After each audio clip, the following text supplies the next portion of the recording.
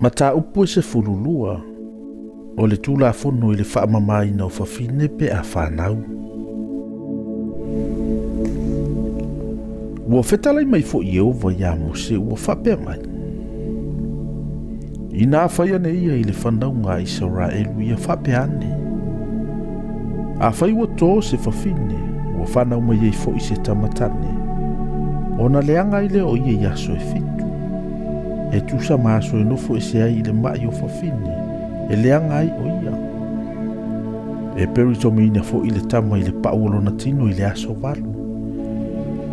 Ona nofo pe ai lea o le whawhine i lona taa i tama. I aso e tolu nga fulu ma le tolu. Awana i pa i antu o ia i se mea pa ia. Pe ulu fale antu i le malu se ia atoa aso e mamai. Ai a whai e whanau mai se tamateine. Ona leanga i le o ia ina se ia atoa o vai aso sae lua. E peo mai o whawhine. E nofo foi o ia i lona taa i tama i aso.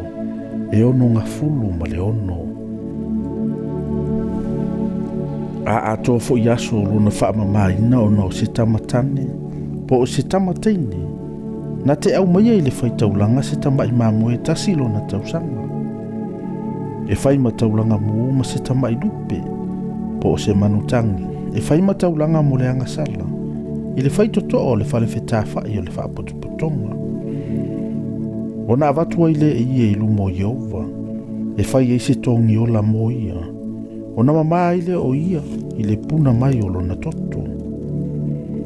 O le tula fonole na i le ua whanau mai se tama po se teine. A whai fo i na te le maua se tama i mamoe. Ia au mai e ia le urunga manutangi. Po tama i lupe lua. O le tasi e whai mataulanga muu. Ma le tasi e whai mataulanga mo le angasala.